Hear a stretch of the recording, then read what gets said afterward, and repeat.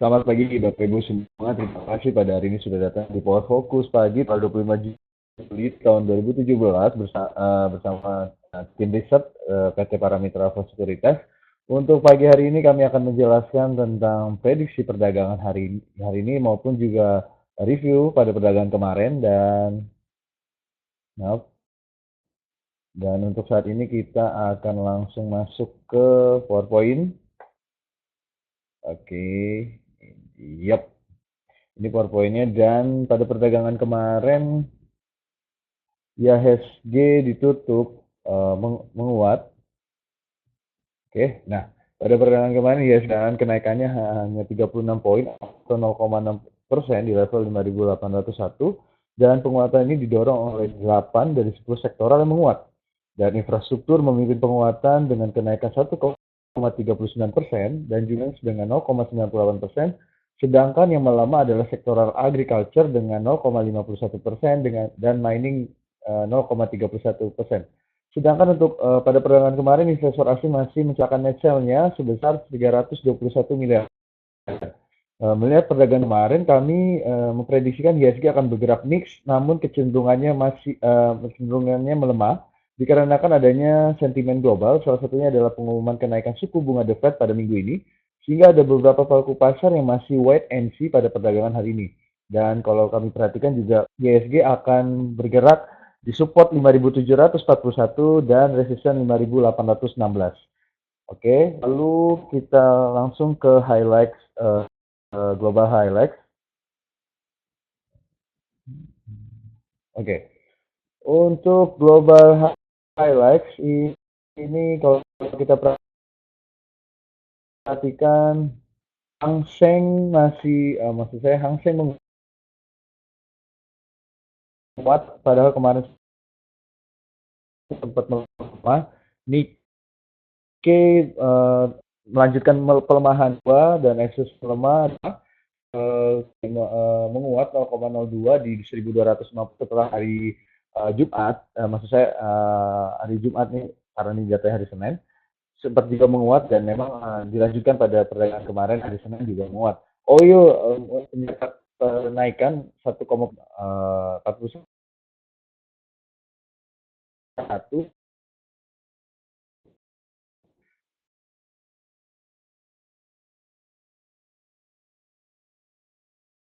Ini juga dikarenakan memang karena memberikan permintaan, maksud saya penawaran juga volume penawaran itu berkurang sehingga kenaikan harga komoditas ini tinggi. Dan itu terlihat pada kemarin 1,4.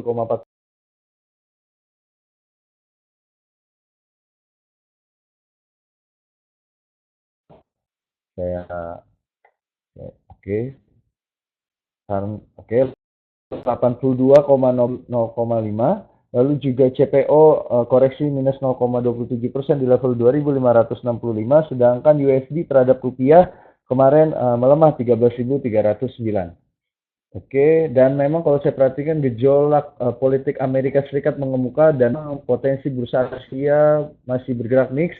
Dan kalau kita perhatikan juga berita-berita dari yang pertama adalah pergolakan politik di Washington tetap mengemukakan dan menjadi perhatian pasar setelah penasihat senior Presiden Donald Trump, Jared Kushner, mengkonfirmasi adanya sejumlah komunikasi dengan orang-orang Rusia selama Trump menjalani kampanye kepresidenan dan masa transisi.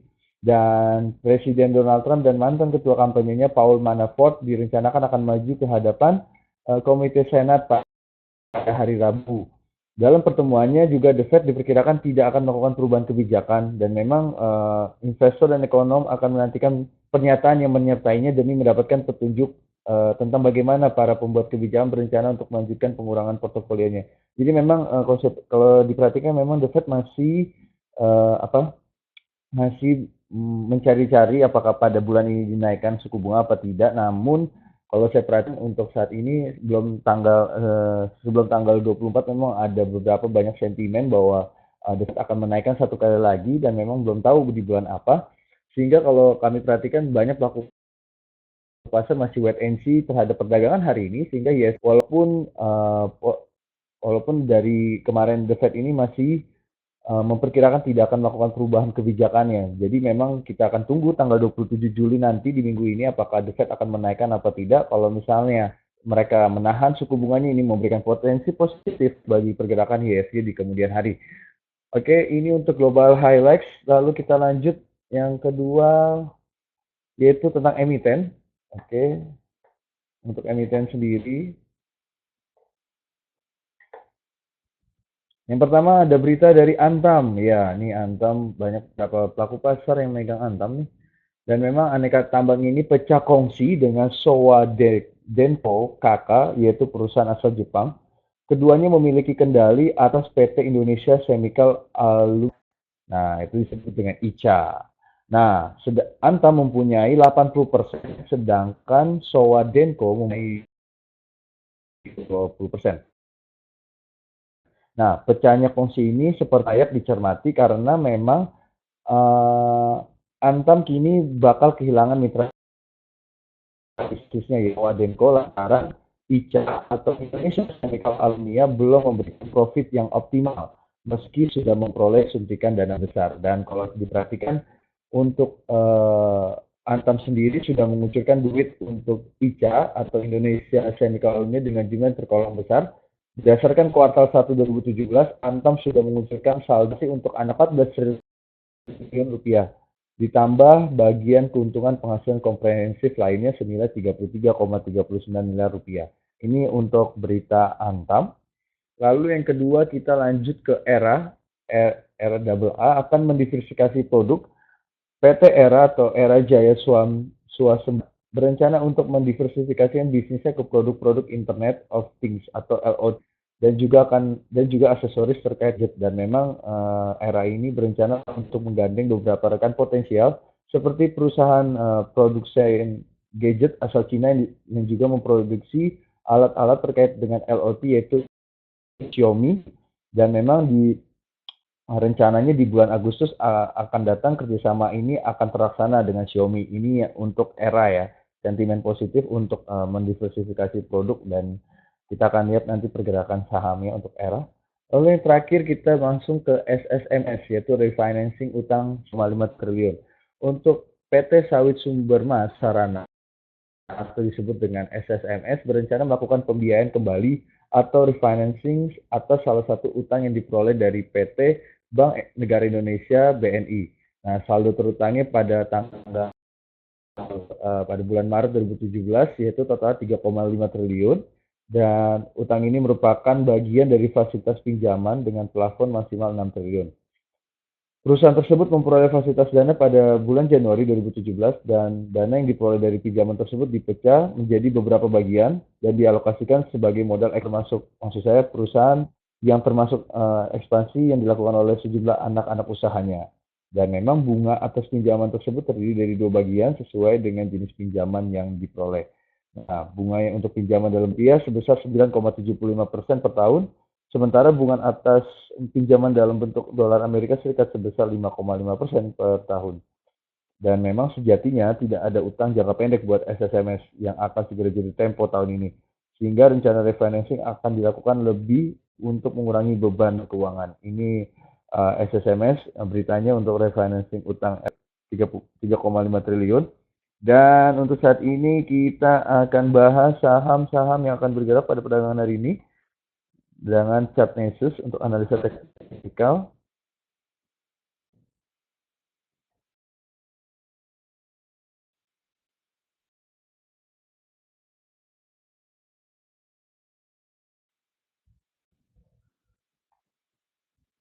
Oke, untuk Akra. Nah, untuk Akra ini kita bisa spekulasi buy untuk hari ini dikarenakan memang ada sinyal untuk penguatan dan memang sudah support kuatnya di 6.300 itu sudah sudah sehingga memang ada area untuk break, maksudnya bukan break, maksudnya area untuk reversal, untuk rebound pada perdagangan hari ini. Namun kalau saya sarankan harganya di 6.450, saya sarankan bisa kita beli di harga 6.350 sampai dengan 6.500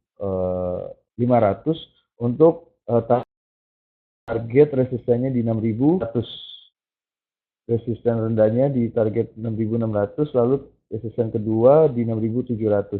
Jadi untuk saat ini bisa untuk Bapak Ibu untuk melihat perdagangan AKRA dan saya sarankan bisa spekulasi buy di area 6.300, maksud saya 6.300 sampai dengan kalau misalnya dia turun ya di 6.300 sampai dengan 6.500 area tersebut dan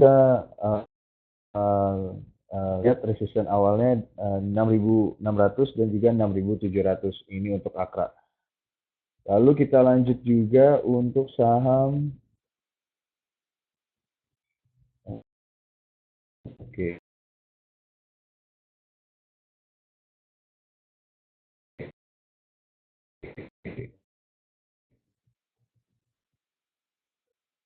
Oke, saham Ali. Pada perdagangan hari ini menarik ya Ali, karena kan Ali di semester 2 ini diuntungkan dengan nanti ada potensi di kuartal 2 di bulan Agustus ini ada potensi pendapatannya baik ya, karena memang harga komoditasnya menguat belakangan ini, dan kalau saya perhatikan Ali agriculture yang dalam arti long term ya, ini juga bisa, namun untuk trader saya sarankan untuk tidak masuk dulu dikarenakan memang indikator stokastik sudah berada di area zona overbought yang mengindikasikan adanya pola penurunan dulu sebentar di area support kuatnya di 1525, sehingga kita masih kalau saya lihat nanti di 15.025, sehingga nanti kita bisa buy on weakness di area tersebut, dan kalau untuk saat ini areanya sudah di 15.200. Jadi kalau saran saya untuk hold aja terlebih dahulu Bapak Ibu, jangan masuk dulu dikarenakan masih indikasi adanya penurunan pada hari ini, apalagi kemarin CPO melemah, sehingga memang kalau saya perhatikan kita menunggu di area terlebih dahulu, baru nanti ketika sampai 15.000 kita bisa buy on weakness pelan-pelan karena ada potensi penguatan akan berlanjut di bulan ini maupun di bulan Agustus nanti. Itu untuk ALI. Lalu kita lanjut ke Wika. Ini sudah di bottom ya Bapak Ibu ya, kalau saya perhatikan. Dan memang kalau kita lihat di Toko untuk kita ambil, namun kalau secara fundamental Wika sangat menarik ya, dikarenakan memang tahun ini kontraknya cukup besar juga dari pemerintah maupun dari swasta, sehingga kita boleh saja menabung buy on weakness saja Bapak Ibu di area 2000. Dan memang kalau saya perhatikan infrastruktur pada perdagangan kemarin juga sektor infrastruktur kemarin juga menguat, sehingga memang ada potensi kita bisa buy on weakness terlebih dahulu di 2000, maksudnya area support di 1980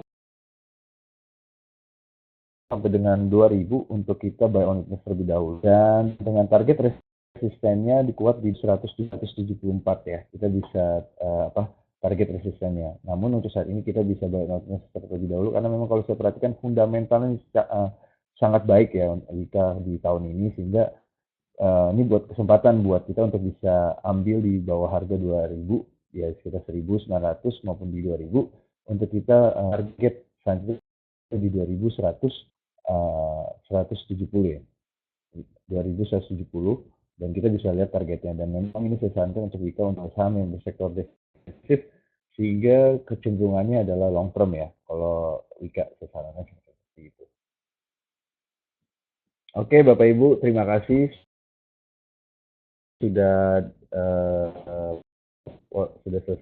sudah datang, dan pada hari ini kami karena sudah jam 9 sehingga kami akan pamit. Semoga apa yang kami sharingkan pada pagi hari ini memberikan pertimbangan Bapak Ibu untuk melakukan aktivitas dalam perdagangan hari ini. Terima kasih, selamat pagi dan selamat beraktivitas.